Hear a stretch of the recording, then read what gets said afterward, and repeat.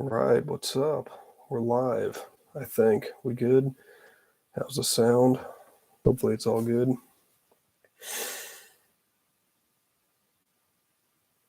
Oh yeah, is the video like jerking? Are we is it good?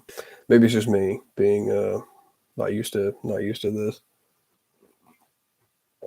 All right. I probably don't look or sound my best. I've been very sick for the last week. So we've got the decaf English breakfast tea with the honey in it, so hopefully that will power me through this. But yeah, so I am Maddie, aka Cooter Brown, aka the real Cooter Brown, aka sober Cooter Brown these days. For those of y'all who know about the legend of Cooter Brown. So anyway, I'm not going to take a bunch of time with this. I realize I've never given myself a proper introduction, but that's okay. I'm probably going to do a video with that because I kind of did when we did the test stream, which I ended up taking down, aka Cancun. Yes, thank you, Jethro. But anyway, so yeah, tonight, like I said in the description, we are going to be discussing the Fourth Crusade, and a book I read on that. I had a conversation with a friend of mine the other day, and we were talking about yo, what's up, Henley? We were talking about the Crusades. It came up in conversation. I was telling him, like, oh, I actually wrote an essay on that a while back. And then I was like, oh, I should do a stream on that. And so this is one I did on. There's a book. I actually don't have the book. Let me see if I can find the actual title of. I think I put the title in the description. But anyway, so this is a book. It was on loan to me when I wrote the essay. So I need to get another copy of it. I think you can find it pretty cheap. But the book is called. Let me scroll down here. It's called The Fourth Crusade: The Conquest of Constantinople by Donald Queller and Thomas Madden. And so, yeah, this is kind of a just quick essay I wrote. And basically the thesis of this essay is that Pope Innocent III, who was the one who had called the Fourth Crusade, this was basically my thesis was that it was a colossal failure, which is kind of an understatement. And excuse me. So yeah, I mean, one quick thing actually before we get into this. I know I've been saying the Substack is coming. I keep saying that. It actually is. So I'm actually going to be posting this essay. I'm going to try to remember to do it tonight, or I might do it tomorrow morning on the Substack, which is in the description, digitalminefield.substack.com. So yeah, that it's finally happening. I know the Substack is up. I just don't have anything on it yet. So I'm going to be posting that for those of y'all out there who are into reading and reading historical essays. I'll probably post other things on there. Excuse me, as well, outside of just essays, outside of historical essays. I mean, yes, Substack and indeed. Okay, so yeah, we'll go ahead and get into it. Yeah, so some of y'all out there probably know about Crusades and all that. I took one course in college on the Crusades, and that was pretty interesting. But that was I'm not an expert on them by any means, but there's some pretty funny stuff that happened in there. But yeah, so this crusade, there was a lot of setbacks. A lot of them were self-inflicted, as we will see. This crusade, the intended destination was the Levant, which they never actually reached. And so in 1189, which was less than a year after Innocent III became Pope, he called for a new crusade. He was kind of distraught, apparently, by the this kind of continued presence of Muslims in the Holy Land. that was something that bothered a lot of people.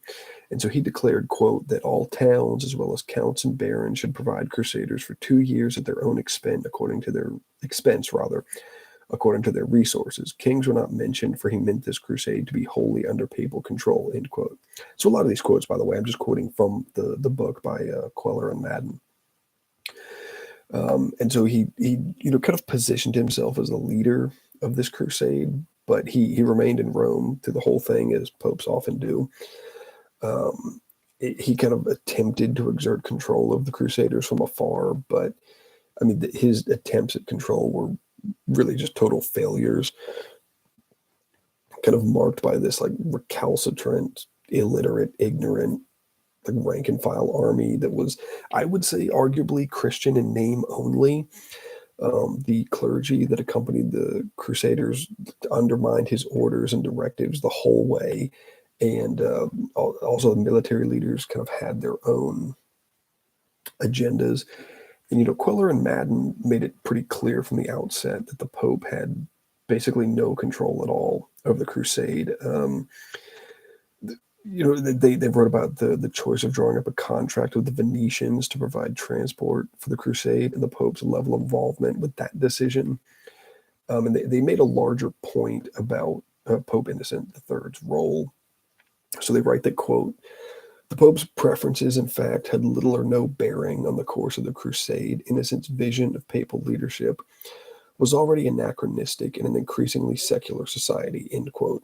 So that lack of control and influence would become increasingly evident as this crusade kind of wore on. And so when the leaders of the crusade arrived in Venice, they found themselves like totally undermanned relative to what the leaders who were on the ground for the crusade had been expecting.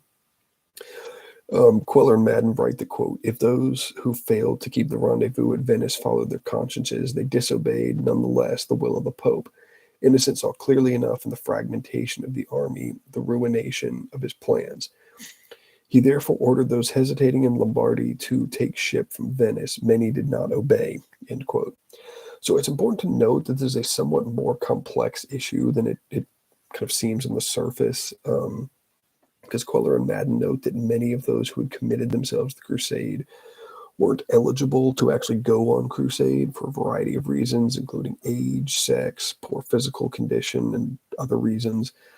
Beyond that, many of the would-be crusaders were kind of whipped into this emotional frenzy by preachers such as, if you've watched any of these streams before, I'm not good with names, but I'm going to try this one, such as Fulk of Neuilly, and committed to the case without really thinking it through, which, that's not uncommon in the world, and I think in history as well. So beyond that, many,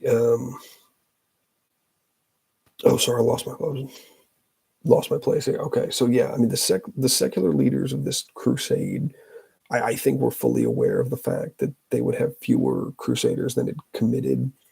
But regardless, I mean, Innocent's promise of the absolution of sins with the concomitant entry into heaven upon dying in the crusade, while on crusade, was certainly appealing to those who answered the call. And that like rank and file army of the crusade was, speaking very generally, and I think when I wrote this essay, I was feeling a little bit uncharitable. They were kind of just degenerate and had no moral compass, and we're not great people. So there's a pretty strong case to be made that they saw the crusade as basically a get out of hell free card, while having little to no regard for Pope Innocent III or the office of the Pope or Christianity whatsoever. And so Queller and Madden assert that the majority of the Crusaders were, quote, driven by a complex of religious and secular motives, end quote. And they, support this by, saying that this crusading army, it wasn't like we see with a modern army, just kind of disciplined and ruled and, has a well-organized command structure. It was just sort of this unruly mass of men who moved kind of unpredictably, driven by their, enthusiasms, fears, ambitions, superstitions, and lusts. Which I don't think it's necessarily like that's, just kind of like being ordered and structured and having like rigor. I don't think that's just with modern armies, and we see that with ancient armies as well. So I don't think that's just a modern phenomenon. But anyway, yeah, and so that kind of extended beyond the rank and file to the barons and other nobility who kind of led these sort of ragtag armies. It may seem obvious, but it's worth pointing out that societies are often characterized by what the dominant religion is. And in the case of medieval Europeans was Christianity. In the West, we see, would be Roman Catholicism, and then in the East being, like Orthodox Christianity. And so this was in what 1198. So this was post the 1054 schism. And so, yeah. Now that's obviously not to, and this is a side note, but it's obviously not to suggest that everyone within a Christian society adhered to the Bible or the teachings of the church or teachings of Christ, which is pretty abundantly clear when the Crusaders invaded Constantinople, which we will get to.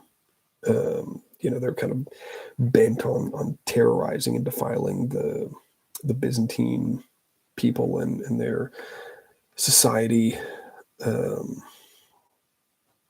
So yeah, according to the authors, the Crusaders had sworn to not defile church buildings or harm women.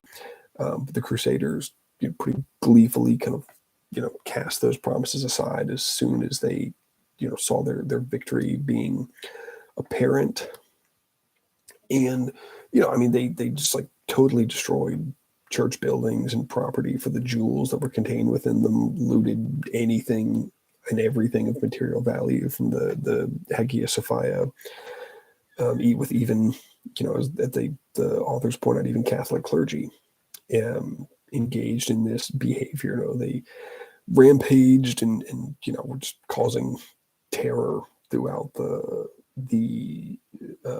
throughout Constantinople by assaulting women in the worst way possible. A lot of these crimes were committed in public. They even did it inside church buildings. They destroyed priceless artifacts of antiquity to melt them down and turn them into coins. Just really awful kind of behavior. And and as the authors point out, they defiled the consecrated Eucharist and holy blood. They put a prostitute, a hooker, on the throne of the Patriarch of Constantinople for to provide them with entertainment. So you can kind of see where, these are not just because society was quote unquote Christian then. We see, people have been horrible forever, and that doesn't, just because these people were like going on crusade, that's not to say that they were good people. I think that backs up like what I was saying with the kind of the idea of like a get out of hell free card. So let's see what's going on in the chat. History started in 1776. Yo, okay, what's up, okay? Hey, how's it going, man? Good to see you. Who else is here? We got Genghis. Shout out to Genghis. What's up, John Adams? Did I miss anybody? Hopefully not. Is that an anime Brooks and Dunn shirt? No, this is actually in a Abath shirt. I'm not big into black metal, but some of like darker kind of black metal stuff I'm not into. But Yeah, yeah. There's a few. There's a few bands out there that are all right. Let's see what else going on. It's a good topic. Thank you, Henley. Did a slow boy stream analysis of Crusades. Oh, I see. You mentioned that one in oh shoot, I can't remember if that was maybe it was one of the streams you did recently. I'm gonna have to go. I check that one out. I need to. That's one of the ones I have not listened to yet, but I'm gonna do that. All right, so let's jump back into this. Let's see, where were we?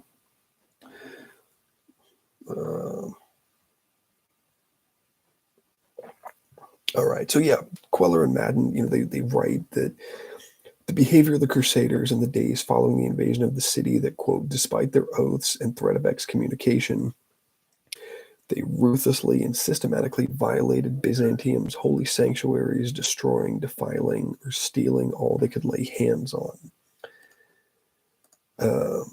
In a display of, I think, what is pretty astounding cognitive dissonance. This was just like this.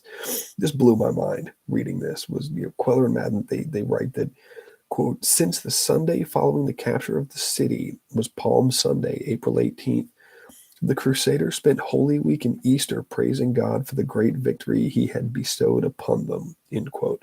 So, yeah, immediately after, they began the process of dividing up the treasure among the groups that had gone on the failed crusade, only to discover that much of it had been held back by the Crusaders, which, I mean, this is quite the scene.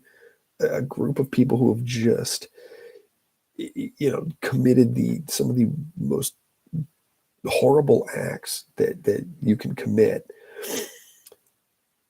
People, I think this is like inarguably evil. And then they're like, oh yeah, we're going to thank God for our success in killing people, desecrating church buildings, assaulting women, in the worst ways, and then breaking the vows they had made due to their own insatiable greed. So they do all this stuff, and it's like, oh, it's Holy Week. Thank God that we were able to commit terror and just the worst things upon the people in Constantinople. So, I mean, can you consider these people Christians? I don't know. I'm not, it's not my job to make judgment on people's souls, but that's, it doesn't appear to me that they had any, consideration, any regard for Christ's teachings, for the church teachings, or at the very least, even papal authority, Pope Innocent III's authority. So yeah, this essay is a bit out of order. So yeah, we get to that part because that's, I think, what the major part. It's kind of chronologically out of order, but that's where we see kind of the main thrust of where where we see like Pope Innocent III and the church had no control over these people at all. And so, yeah, and and under, because there was a whole thing where, and I can't remember if I get into it in this essay or not. I was looking over this earlier, but so yeah, they had this whole thing where there was this whole ordeal in Venice where they got held up for an extended period of time. And some of it's kind of funny. It's almost like a comedy of errors type of thing. So yeah, I mean, I recommend the book. It's if you're into history and into the Crusades. I think I was looking on Amazon earlier. You can get copies for like $2 or something. So I think the book is like less than 300 pages, so it's not a very long read, and it's pretty entertaining. It's kind of funny in some parts as well. So anyway, and under the direction of the Venetians, the Crusaders attacked Zara on their way to what was supposed to be the Holy Land in order to make up for the funds that they were lacking. And this was in direct opposition to what Innocent III had commanded through a letter he sent to the Crusaders, although there seems to be some speculation over whether or not the Pope even thought the letter would arrive in time. But regardless, the majority of the Crusaders just seemed to simply ignore it, and that crusade at that point kind of had a momentum of its own. So Innocent III might as well not have he might as well not have even wasted his time. And he had explicitly forbid the Crusaders from shedding Christian blood, and Simon de Montfort, he was a character, and I didn't mention in here exactly who he was. I should have looked that up. So he was one of the leaders on the crusade, though, and he took that pretty seriously. And he had been apparently unhappy about the direction that the crusade was going in for quite a while, and he wasn't alone in that.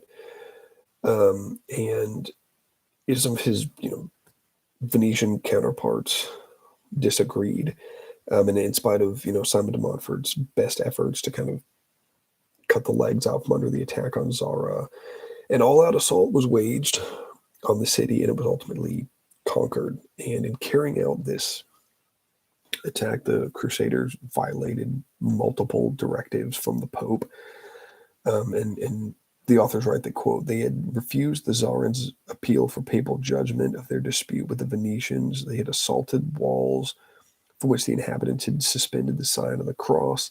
They had attacked the lands of a crusader. They had ignored the strict prohibition of the Pope, which is backed by the sanctions of excommunication and withdrawal of crusading indulgences, end quote. So it's, I think, well worth mentioning that Innocent III never actually launched a formal papal bull of excommunication to the Crusaders who partook in the conquest of Zara. But he didn't have to, because in his previous letter he had made it clear that to attack that city was to incur the ban, and therefore excommunication was automatic. So then there's this character named Alexius the Fourth, this was interesting, and there's lots of blame to go around in regards to the disaster that was the Fourth Crusade. But Alexius the Fourth shoulders a great deal of it, I think. And his father, who had ruled in Constantinople, had been deposed and apparently blinded by Alexius III, and Alexius IV. He thought that the throne belonged to him, so he was kind of immature and entitled. He was pretty young. I don't remember exactly what his age was, but he was also influential and charismatic. Innocent III disagreed. Alexius IV had kind of gone to the Pope sometime probably in late 1201 or early 1202. So you can see this crusade is it took a long time. I don't remember how many years. It was multiple years. And he made the case for Innocent helping him to take his place on the throne of the Byzantine Empire. Innocent was, quote, underwhelmed, and he ended up sending Alexius back to where he came from, back to Germany, I guess. So Innocent III, he saw no reason to jeopardize this crusade over some kid whose claim to the Byzantine throne was flimsy at best. So some of those who found themselves leading this crusade on the ground were pretty easily swayed by Alexius the Fourth, and these kind of claims he was making are pretty grandiose. But Byzantium, which had its share of problems, sure, it was considered a Christian empire, and some people, particularly the French, feared that by attempting to invade Byzantium, they would incur the wrath of the Pope, who was also apparently friendly with Alexius III, and would thus be unable to enter heaven, which would sort of, it would make their crusade pointless. And so even prior to the invasion of Constantinople, Innocent was very angry with the Crusaders for their invasion of Zara, especially since the leaders knew he had forbidden the invasion, yet they still just totally undermined his authority and did not indulge the Tsarins in taking the matter before the Pope. So, they could have gone to the Pope and discussed the issues, but chose not to and instead just attacked them. In fairness, though, to the Crusaders, because it was an issue of money, it is understandable how they might kind of get, taken off course and pulled into these side quests, so to speak, to use, I guess, video game terms. I'm not much of a gamer. Actually, I'm not a gamer at all. But, due to the fact that Crusade never had the money behind it that it really needed to succeed. So to some of the Crusaders, Alexius's promises were appealing, especially because he promised to get them enough money to pay off the debt that they owed the Venetians for making this, would-be crusade possible, and especially in terms of transport. So basically, in other words, Alexius offered them the funding that the Pope did not.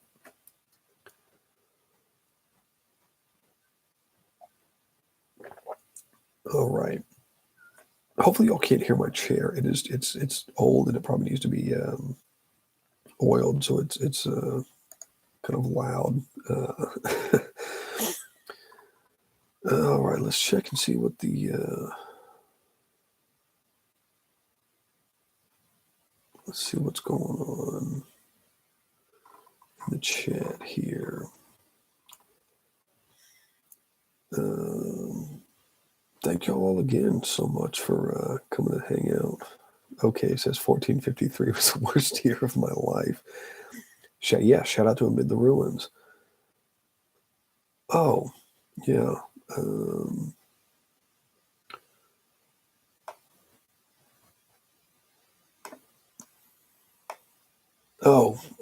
Okay, yeah, okay, needs a wrench. Let me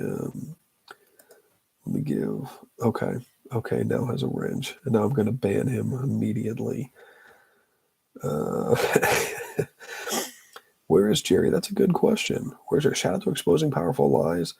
I did a stream with him, I guess, probably about a month ago. So yeah, shout out to Jerry. He's a good dude. That was a fun stream. We did. Let's see, Henley. Actual genuine question. What do you think of Bernard of Clairvaux, Saint Bernard, the one who began organized crusades?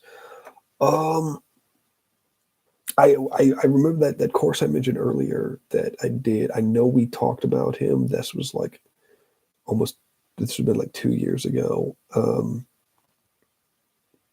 I'd have to brush back up on him. I don't remember enough about that. It said I went offline. Okay, hopefully we're good. But yeah, like I was saying, Bernard of Clairvaux, I'll have to dig back through my notes, and I don't recall enough about him because the Crusades are something I just started kind of digging back into recently, like within the last week. And I didn't really know anything about the Crusades before taking that course, and then I was kind of studying other things in between. So, I'll dig that back up. And when you take college courses, kind of you have a lot of material to get through, so it's kind of a quick hit. And we did talk about Bernard of Clairvaux, but not a ton. But yeah, I will. I may actually, he was interested. What I remember, talking about him, that was interesting. So I may actually see if I can find some material on him and do a stream on it. I think that might be fun. Oh, shout out to Dr. Crispy. We got Dr. Crispy in the house.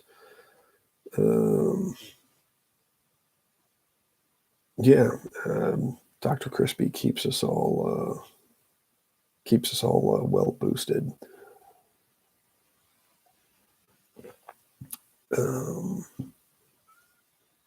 All right.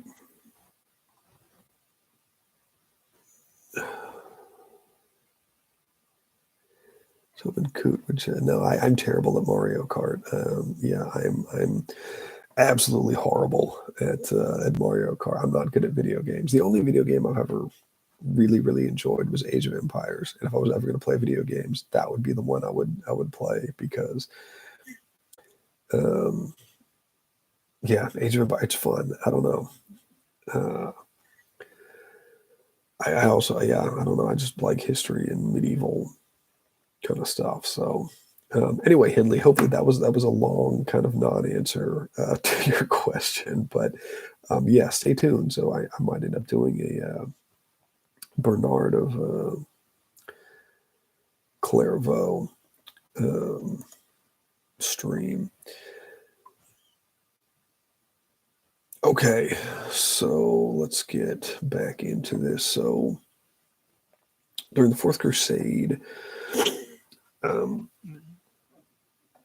it seemed, both the kind of leader, the military leaders, and the clergy who were on the ground with the Crusaders seemed to intentionally twist Innocent III's directives and even like outright lied to the Crusaders about what the Pope wanted for the crusade. The authors write that the first time that the bishops and the quote lower clergy end quote misrepresented what Innocent III had said was when they told the rank and file army that the Pope was actually in favor of the invasion of Byzantium because of Alexius's quite fantastical claim that he would bring the church back into communion with Rome. So, like I said, this was post schism. So I guess it was some um, hope that there would be some reunification of that, because this was what, a little over 100 years after the schism. So Peter Capuano, again terrible with names. He was the papal legate. He had learned in early 1203 that the Crusade leadership was planning to make their way to Byzantium under Alexius IV's influence. And so Capuano sent a formal bull of excommunication to the Venetians, to Boniface of Montferrat, who was a member of the Crusade leadership, which was suppressed, the same as the previous papal missives that the Crusade had received. So, yeah, I mean, basically they were just suppressing everything that the Pope said. So you can kind of see how, I mean, the kind of, illiterate rank and file army on the ground, like they're not going to, they're just going to, I think, generally going to believe whatever their leaders tell them. And so if their leaders lie to them and are like, oh yeah, the Pope actually said, like, these people have no access to the Pope, that your average person who just shows up to go on crusade, like they've never met the Pope. And so when Innocent III received word that the Crusaders were on their way to invade Constantinople, he was, I think, pretty understandably livid. So Queller and Madden note that, quote, on April 21st, the Pope had written to Capuano expressing his anger that the Crusaders had agreed to help the young Alexius despite his warnings. And although Innocent still had some hope that the barons would honor their sealed oaths to obey papal directives, it was becoming painfully clear that the Pope had little control over his crusade, end quote. And so while Innocent III may have exhibited little control over the crusade in a meaningful sense, it is important to recognize that the rank and file, to be fair, they still had some regard for Catholic customs despite their obvious disregard for, or maybe even ignorance, to be more charitable, perhaps, of Christian teaching. So in other words, and this is kind of my opinion on this, that they seem to be more like followers of Catholic customs and traditions, not actually followers of Christ.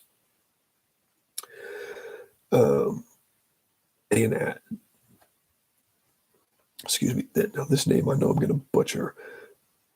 Mourtzouphilus, who was a Byzantine who had deposed Alexius IV and had him murdered, came to power. The clergy once again did as the secular leaders of the crusade wanted. So although Alexius IV had done nothing to reunite the East and the West, the leadership of the Crusade kind of spun the situation to appear as if in the wake of Alexius IV's overthrow and murder, the Greek church was once again out of communion with Rome. So the rank and file army had, I think, grown weary and tired of just getting dragged from one place to the other, with none of those locations actually being the Levant, the Holy Land where they were trying to get to. And the clergy had fed the Crusaders this line that conquering Constantinople was no different than conquering the Muslims in Jerusalem, which was in direct opposition to what Pope Innocent had been saying at that point for years. And so, again, the authors note that at least 8 months prior, Innocent had said he had explicitly forbidden any attack on Greek territory whatsoever. And once again, the Crusade leadership lied to the army about the Pope's directives. And so, the Pope's authority was kind of undermined by the on-the-ground leadership of the Fourth Crusade. But according to Madden and Queller, Innocent was well aware of this. They write that prior to the first invasion of Constantinople by the Crusaders, that, quote, Innocent had enough experience with the Crusade leaders to know that they were keeping his directives from the rank and file. His prohibition of the attack on Zara had done little.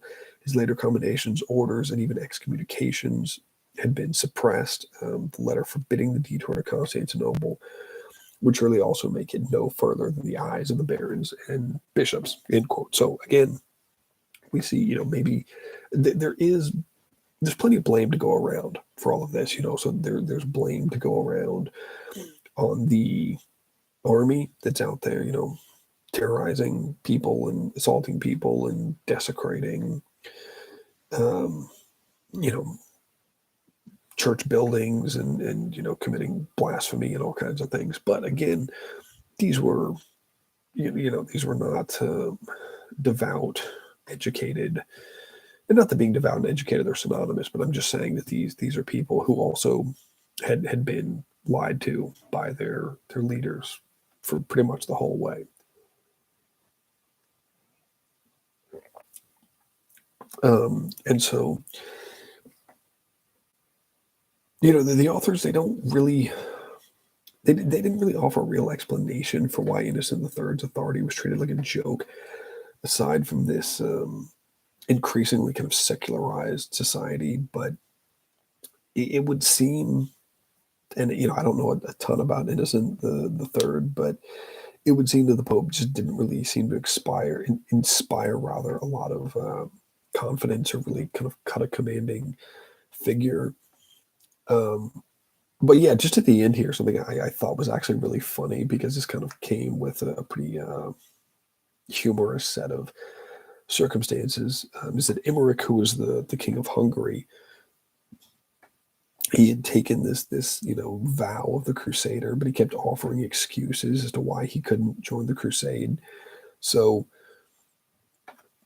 Pope Innocent continually tried to force King Emmerich into joining the Crusade, yet he just always had excuses.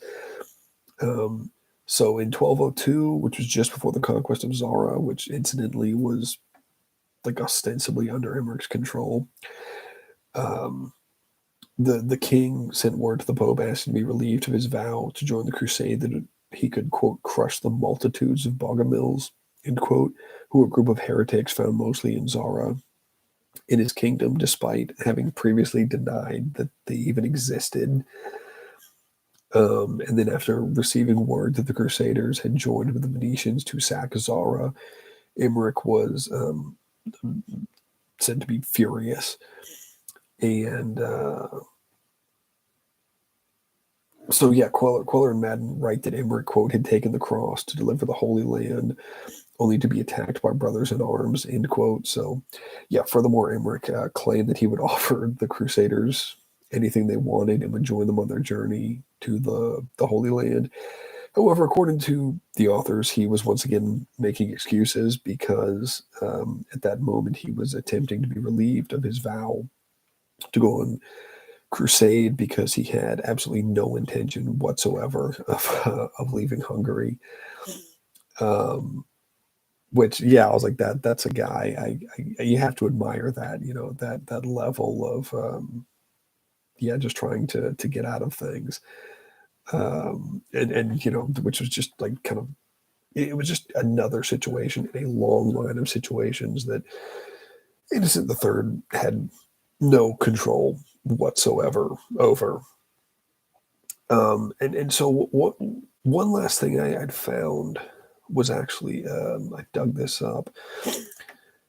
It was it's on Fordham University's website. I'm not a fan of Fordham for reasons I will not get into here.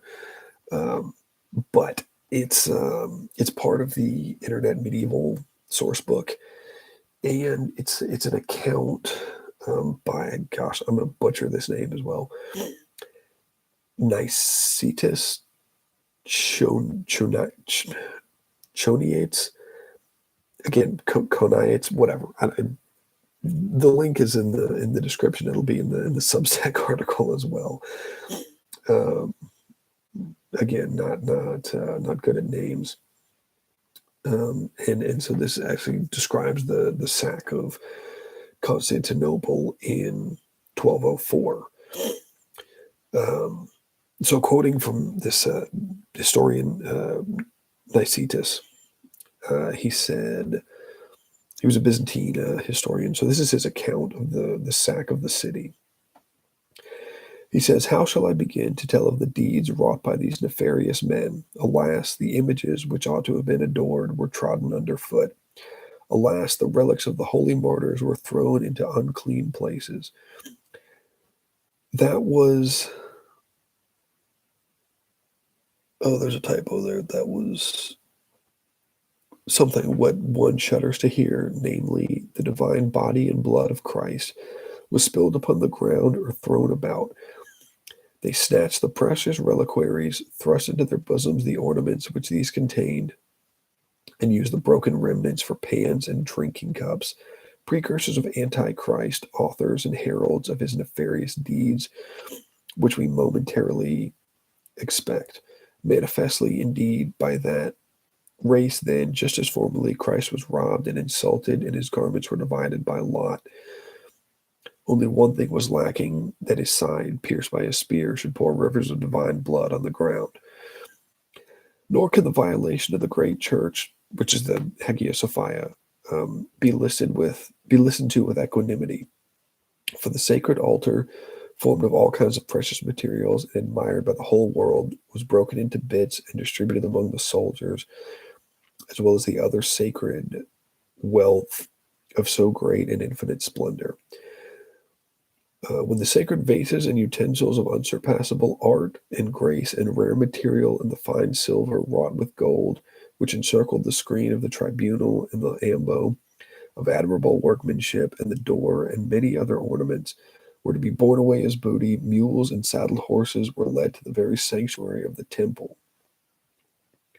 Some of these, which were unable to keep their footing on the splendid and slippery pavement, were stabbed when they fell, so that the sacred pavement was polluted with blood and filth. Nay, more, a certain harlot, a sharer in their guilt, a minister of the Furies, a servant of the demons, a worker of incantations and poisonings, insulting Christ, sat in the patriarch's seat, singing an obscene song and dancing frequently. Nor, indeed, were these crimes committed and others left undone, on the ground that these were of lesser guilt, the others of greater. But with one consent, all the most heinous sins and crimes were committed by all with equal zeal. Could those who showed so great madness against God himself have spared the honorable matrons and maidens of the virgins consecrated to God? Nothing was more difficult and laborious than to soften by prayers, to render benevolent these wrathful barbarians, vomiting forth bile at every unpleasing word, so that nothing failed to inflame their fury. Whoever attempted it was derided as insane and a man of intemperate language. Often they drew their daggers against any one who opposed them at all or hindered their demands. Not a one was without a share in the grief, in the alleys, in the streets, in the temples, complaints, weeping, lamentations, grief, the groaning of men, the shrieks of women, wounds, RAPE, captivity, the separation of those most closely united. Nobles wandered about ignominiously, those of venerable age in tears, the rich in poverty. Thus it was in the streets, on the corners, in the temple, in the dens, for no place remained unassailed or defended the suppliants.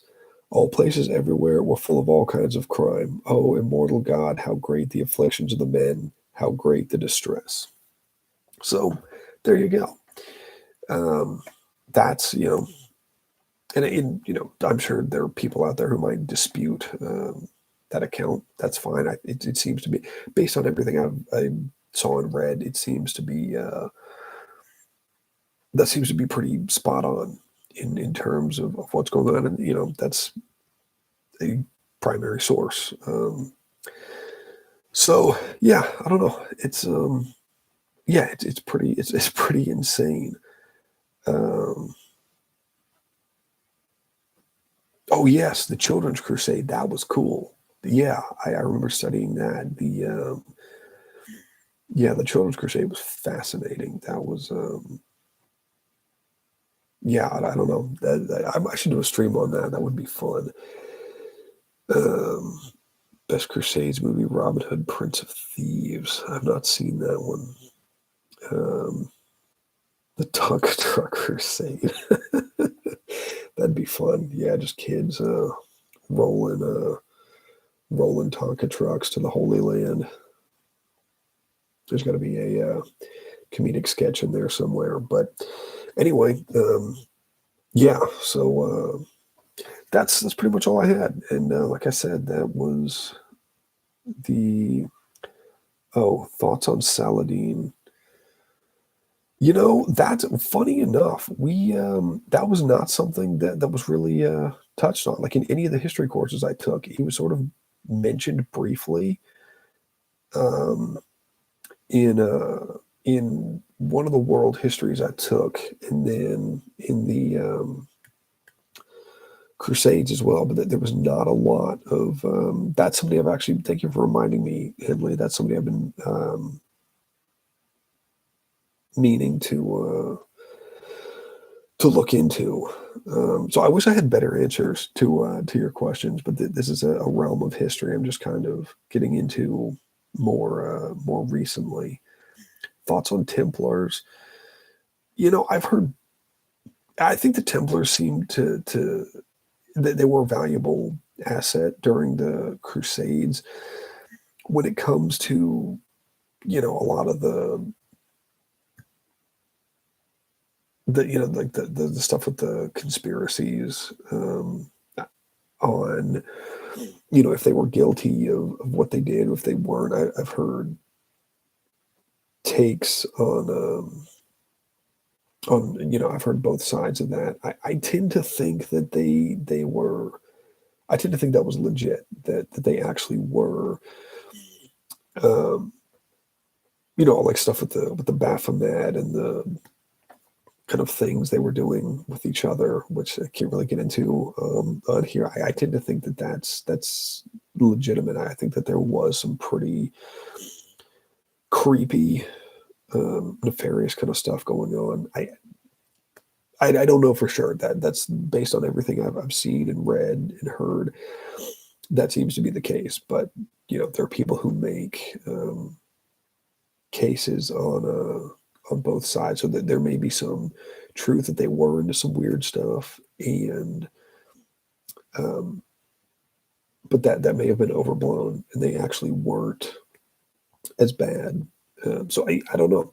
I was at the bookstore, my local bookstore earlier, and I was looking at a book, actually on the Knights Templar. So I might go back and pick that one up. So yeah, I don't know. That's a fascinating. I know the Knights Templar is fascinating. I mean, anybody who's been into conspiracies. Like we all know about that. And so, yeah, interview with Mark Passy on the way. That might actually be fun. That could be an interesting. That could be an interesting conversation. Yeah, that's I don't know. Was he in the Crusades?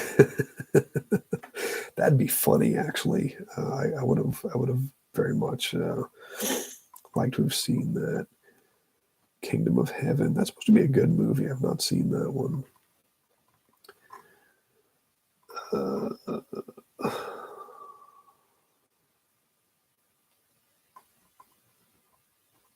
Let's see. Yeah, I'll see what's going on in the chat. Yeah, Mark Passio was definitely in the Crusades, from what I understand. Oh, what a guy. Anyway, yeah. So I don't know if anybody else has any questions. You can. I'm gonna end it here in just a minute. But if anybody has any questions, feel free to throw them in the chat, and hopefully I can answer them. I don't know. Like I said, this is still something I'm pretty kind of a noob on when it comes to this time in history. Best crusade was the one W led against the tourists. Well, hey, he did tell who was that French politician? I can't remember who it was, or some guy like the French government that Bush told this high-ranking French official or something that he saw Gog and Magog at work in the Middle East. It's just like, what? That was crazy. That was I didn't know about that at the time. I found out about that later, and yeah,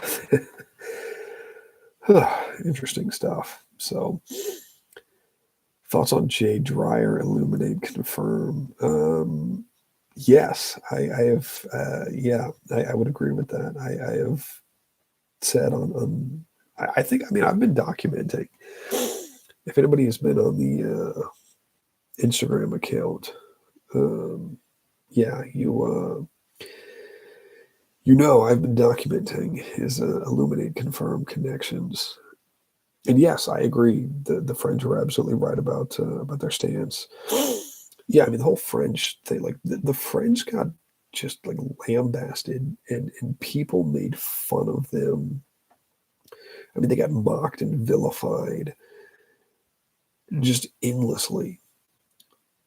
No worries, Genghis.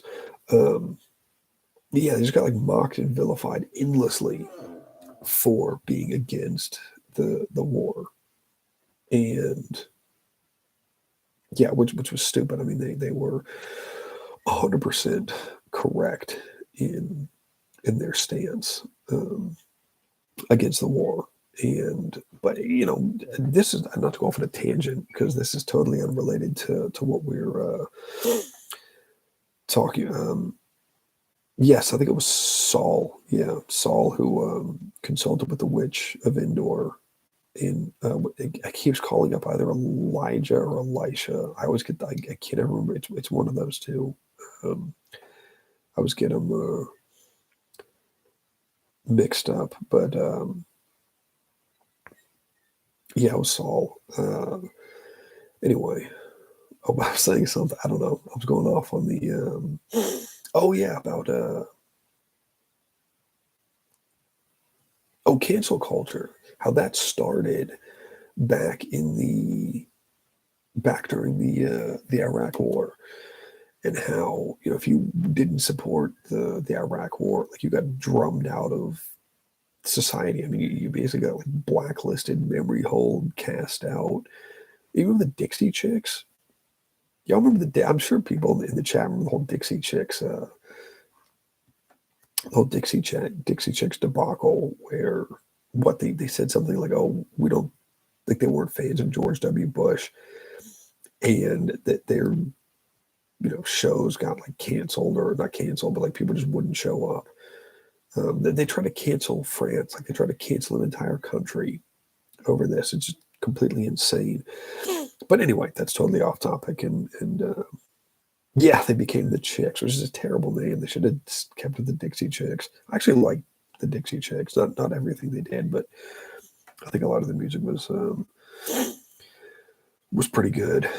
So, what Kanye said about Bush, yes, I remember that happening. Like when it happened during the Katrina thing with Mike Myers, that was one of the funniest things I've ever seen.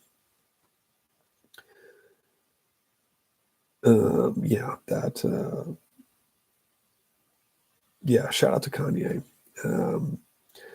But anyway, yeah, so that's like I said, that's pretty much everything I had on that. And so yeah, like I said, this essay, I'm probably just gonna end up doing it tomorrow, because I may do it tonight, but whatever, be on the lookout, because the essay will be up on the Substack, digitalminefield.substack.com. So yeah, y'all can check that out there if you're so inclined, and hopefully get some regular writing going on there. So anyway, thank y'all for tuning in. I've got a few more things coming.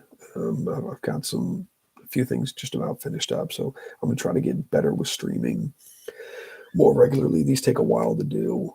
I mean, this one didn't take a while because it was something I'd already written, but